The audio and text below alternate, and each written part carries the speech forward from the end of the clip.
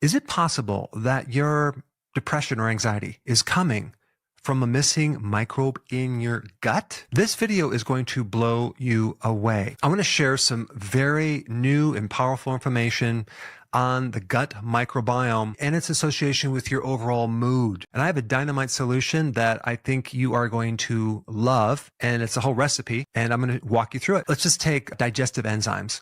Humans make 17 digestive enzymes. The microbiome makes over 60 digestive enzymes. And these microbes are the only thing that can digest fiber. We as humans do not have the ability to break down fiber. But microbes do. They take the fiber, they break it down into this certain fat, and that's called acetic acid that actually helps feed the colon cells. But there's also another breakdown molecule that mimics ketones called butyric acid. And one of the biggest things that microbes do in relationship to your mood is contribute to the production of neurotransmitters. Neurotransmitters are like hormones, but they travel through the nervous system. I'm talking about serotonin, dopamine, GABA. 90% of all the serotonin in your body is made in your gut. And so we have also a highway between the gut and our brain. It's called the vagus nerve, and it goes two ways. So in other words, you can have depression or anxiety if your gut is not right. And if you have depression or anxiety up here, that will affect the gut microbiome. The gut microbiome also has the ability to break down toxins, medications. They turn certain antioxidants in your food into other amazing compounds that help us. And what I really want you to know about this topic is that you have mostly good bacteria, okay? And we also have some bad bacteria. That's kept in check by the quantity of good bacteria over here. And the good bacteria maintain and support the gut wall to prevent the bad guys from crossing over. And so what happens when we have antibiotics, glyphosate, that's an herbicide, which by the way, it's in a lot of your foods. When we eat junk foods, medications, we go through stress, alcohol, smoking, pollution, all of that diminishes the microbiome. We get less neurotransmitters made. We get an alteration of the blood sugar, but we also get a migration of certain pathogens that start traveling up into the small intestine, which is about 20 to 23 feet. So normally we don't want a lot of bacteria in the small intestine. And when these bad guys go up into the small intestine, there's competition of nutrients. So now we develop nutrient deficiencies.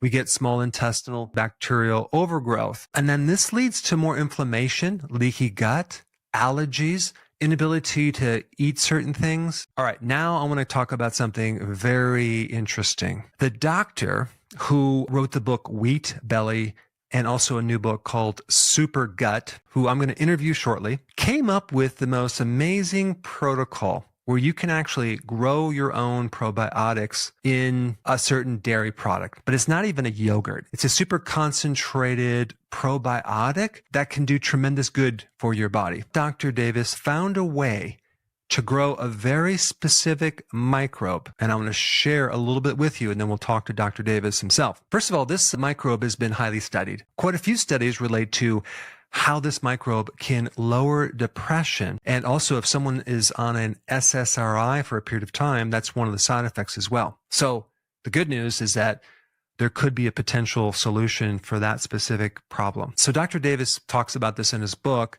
When you typically make yogurt, they usually ferment it for like 4 hours. So what Dr. Davis did is he found that you have to ferment it for 36 hours. And to grow this specific microbe, you want to use a certain temperature, okay? You want to use body temperature, which is 98.6, but we round it up to 99 degrees Fahrenheit. So what Dr. Davis has put together is a way to kind of use a yogurt maker, okay? And you're going to use a dairy product, which I'm going to demonstrate all this, and you're going to put a certain microbe in there.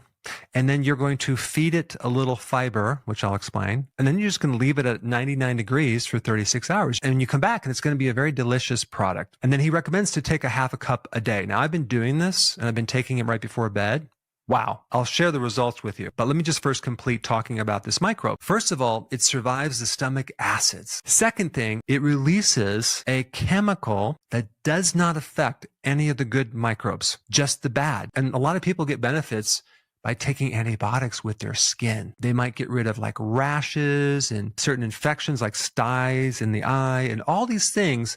But of course, they're using a regular antibiotic, and that comes with a package. Well, this is a natural process that you don't develop resistance against. So that's just one thing.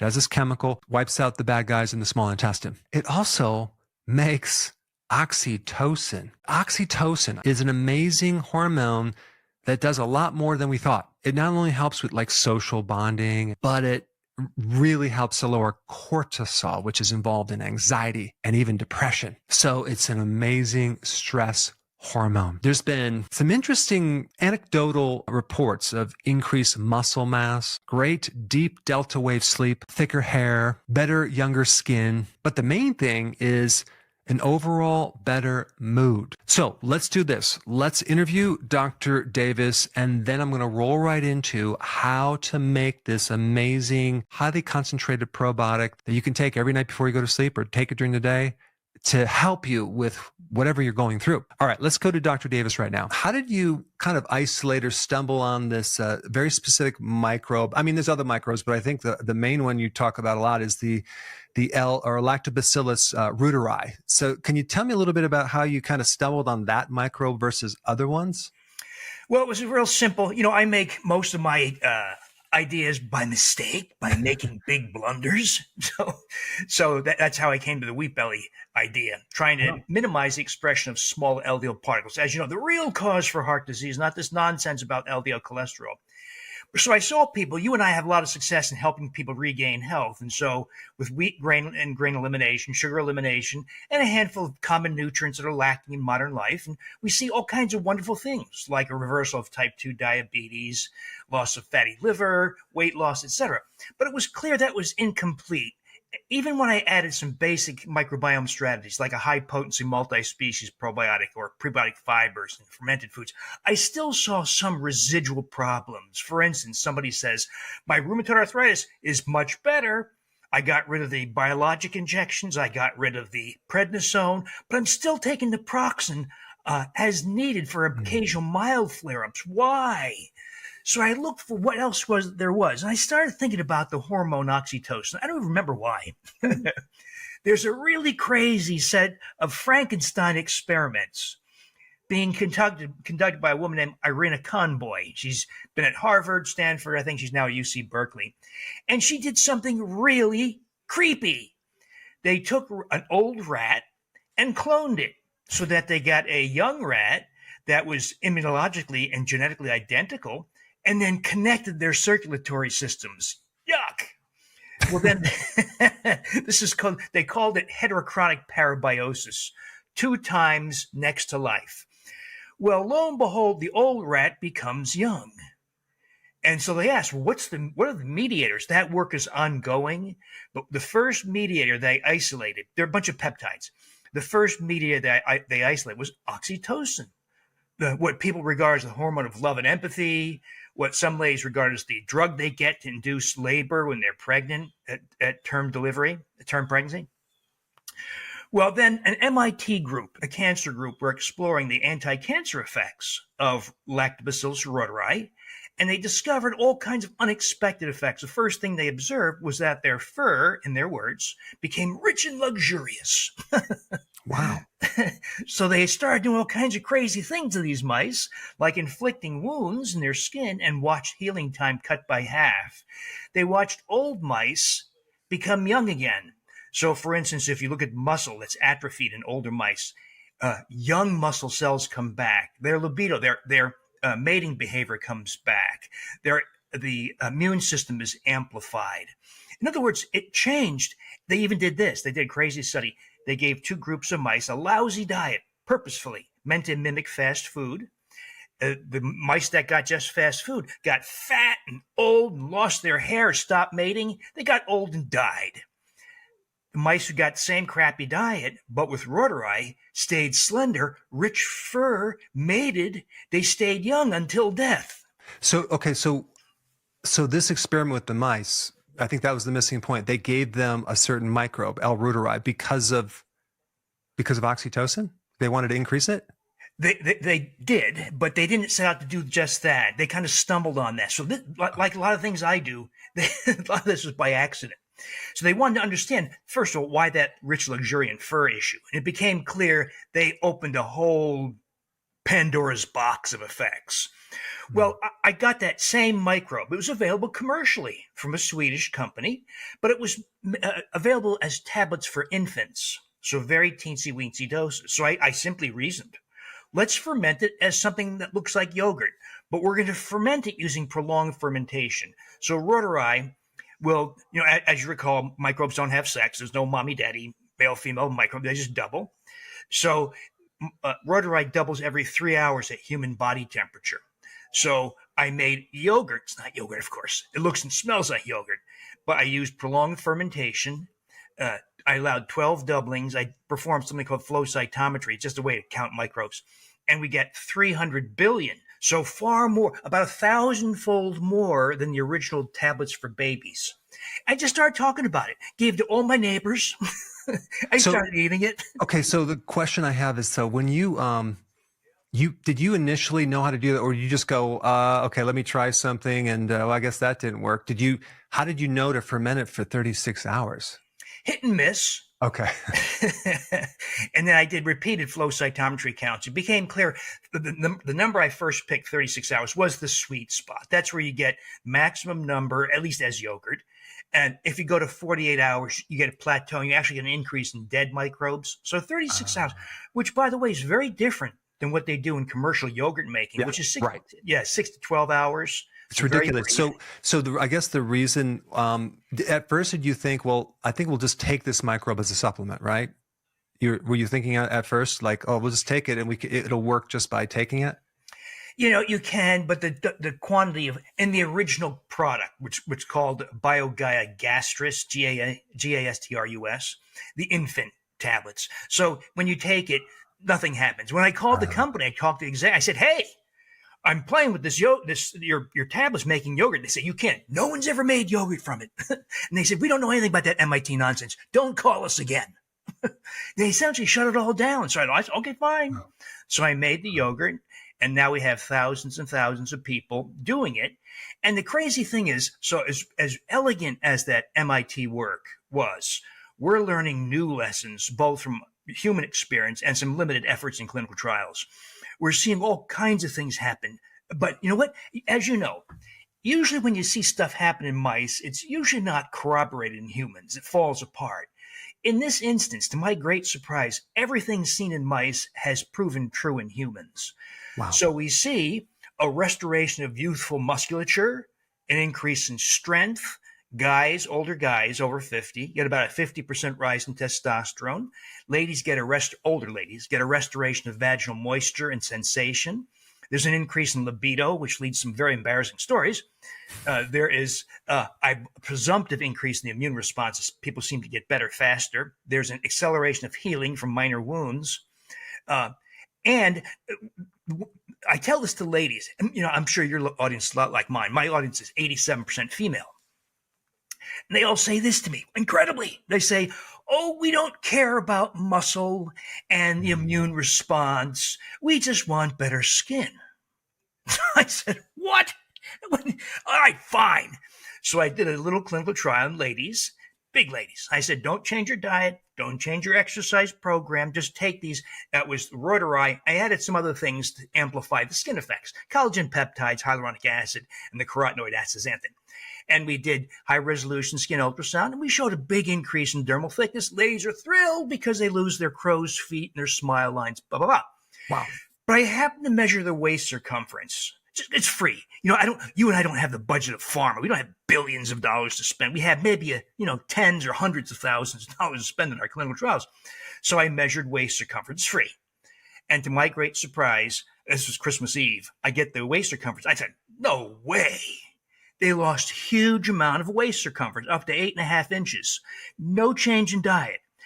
Even more remarkably, they didn't lose weight. Well, how can that be? Well, I think consistent with the animal evidence and what I'm seeing anecdotally play out in thousands of people is you lose abdominal fat, but you restore youthful muscle. We're seeing that play out. So I think what I stumbled on, by by accident, This is huge. is a way to shift body composition. The complete opposite, by the way, of these garbage GLP-1 agonist drugs Yeah. that, of course, Ozempic. cause huge loss of muscle, guarantees weight regain. So a person Right. has a choice: stop the drug and see your health deteriorate when you regain all the weight as fat, or stay on the drug forever and be held hostage by the pharmaceutical industries. So I think even yeah. one of your videos you mentioned you personally gained how much muscle mass? So in my 60s, I gained about 13 pounds of muscle, and my strength increased by 50%. And you know, I mentioned to you in emails, I hate going to the gym. I can't stand it. Right. So I go 15 minutes. On a busy week, I go 15 minutes once a week. And I have been to the gym in 5 months, by the way, but I do other things. But so that's what I'm seeing. Now, I don't know if that happens to everybody. I do see ladies, they get mad at me. They say, hey, I'm doing your program in the Reuteri and I gained 8 pounds. I asked them, have you looked in the mirror? Have you measured your waist? They said, well, yeah, my waist is smaller. My shoulders are firmer. My thighs and buttocks and neck are firmer. So presumptive, we got to do this more formally, like do a DEXA study or something like that to formally quantify the shift in muscle and all that business. But, all we're doing, though, right, is replacing things that you should have had in your body all along.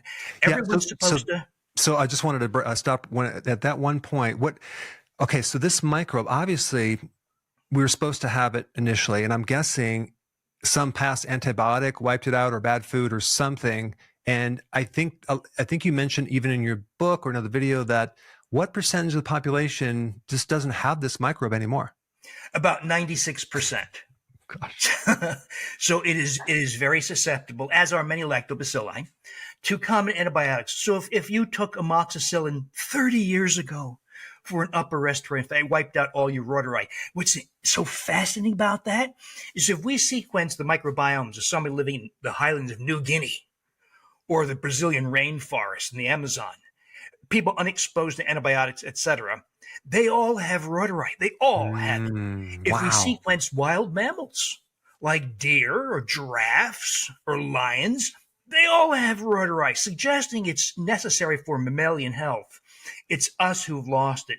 The original discoverer, Dr. Gerhard Reuter, said it was everywhere in the 1960s. He got it from the breast milk of a German breastfeeding mom, and he found it in stool and other body fluids. Over his 40-year academic career, he found it increasingly difficult to find it. Started to disappear. And since then, that's been corroborated. It's virtually disappeared from the human microbiome. And I think that's why we're seeing such over-the-top effects, restoring something people have lost and doing so at very high counts. Wow. So then what happens, you lose this microbe, which also, by the way, tends to protect against small intestinal bacterial overgrowth, right? It does a lot of things in the small intestine too. And then it probably, because it's not there, then you start getting this invasion from the large intestine climbing up to the small intestine. Is that what happens too sometimes? Yeah, exactly, yes. So loss of those beneficial species, this species of lactobacillus and others, allow the overproliferation of proteobacteria, fecal microbes like E. coli and Klebsiella that have taken up residence in virtually half the U.S. population. So it's probably the worst epidemic to ever occur in our species. And there's science behind that. But so we have 24 feet of small intestine infested by fecal microbes. Now, as you recall, the small intestine is very permeable. That's where we absorb nutrients. So when those microbes that live and die over just a period of few hours, they don't live very long, they release some of the components of their cell wall, such as the endotoxin component. And that gains access to your bloodstream. That's called endotoxemia, of course, and that is a major driver of weight gain, dementia. It's probably one of the most important factors causing multiple forms of cancer, type 2 diabetes, cognitive impairment. So in other words, it's going to cause us to reconsider virtually all human disease in light of the contribution, initiation, or exacerbation of endotoxemia. Now, So just on the topic of endotoxemia, so there's somehow some of these bad microbes, these pathogens, they either leak off or release something negative about that then forms this infection that gets into the bloodstream that starts creating a cascade of bad effects. Yes. So, people have suspected this issue of gut leak for many decades, Yeah. but it finally got corroborated by Patrice Canny and his Belgian group in 2007. And since corroborated numerous times since, it is a major driver. It terrifies me to think how we didn't know about this thing. The great thing about Reuteri is, so most microbes colonize the colon only. Right. The large intestine. Yeah. Mm-hmm. The Reuteri colonize the 24 feet of small intestine and the colon, Wow. where it takes up residence and does something wonderful. It produces what are called bacteriocins, natural antibiotics effective against fecal microbes. So the loss of Reuteri probably was a big part of the reason why this happened, and restoring Reuteri is a big part of the solution to correct that problem. So we're seeing SIBO recede via normalization of breath hydrogen gas, with restoration of Lactobacillus reuteri, but I've combined it with Lactobacillus gasseri because that's another big bacteriocin producer and small intestinal colonizer. And then we've thrown in a strain of Bacillus subtilis or subtilis because of its extraordinary bacteriocin. And so far, making yogurt out of those three, we get about 90% normalization of breath hydrogen gas and all the wonderful effects that accompany that. Weight loss plateaus are broken. Hemoglobin A1C finally goes below 5. All that kind of great stuff happens just by restoring these what I think are keystone microbes via something that looks and smells like yogurt. And also your sleep, right? And I'm a chronic insomniac. Terrible.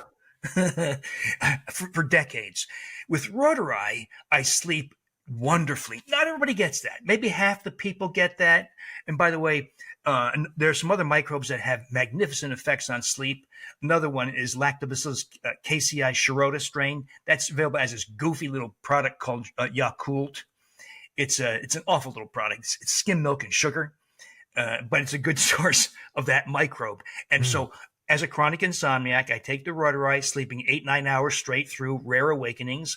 I add the casei shirota as yogurt, and I sleep 12 hours a night. I had to stop it because it was so overwhelming. That it varies among people, but and these are effects not yet described in the scientific literature. So because we're experiencing it on a large scale. You stumbled on something that's so fascinating to me because I'm into the farming and the soil and the microbes. This is all human body stuff. I definitely want to stay connected and keep picking your brain. But so there's a book that I highly recommend everyone go out and get. It's Super Gut. And also I'm going to put your website down below. And you also have a course. I'll put some information about what the specific microbe that you recommend, because there's different strains. And you figured out the right strains, so that's going to be really key to get that. I'll put that link down below. But wow, this is huge. I'm so interested in this topic. I'm just blown away. But anyway, I wanted to just pull you on and not take too much of your time. But I want to thank you for that data, and also I'm just going to roll right into next how to make this if someone wants to make it, and if they want details, they can go to your blog site. How about that? Terrific. Yeah. One of my interests is this is all happening, right? Yeah. At a time of record social isolation, Right. divorce, suicide is at record levels, 36% increase between 2000 and 2020. And I did not know this. The psychology community has been formally measuring and tabulating the rise of narcissistic behavior. And that curve looks like this, 45-degree incline.